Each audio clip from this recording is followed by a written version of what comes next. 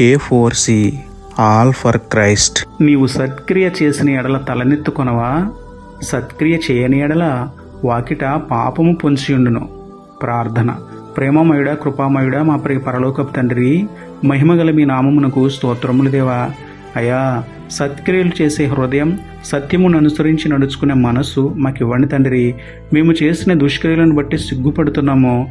మనుషులలో మంచిగా ప్రవర్తిస్తూ మీ దృష్టికి పాపం చేసినందుకు పశ్చాత్తాపడుతున్నాము. మమ్మల్ని క్షమించండి తండ్రి.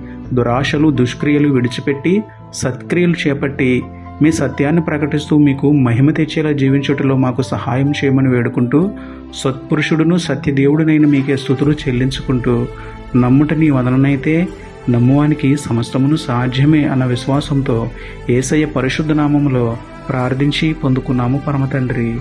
ఆమేన్.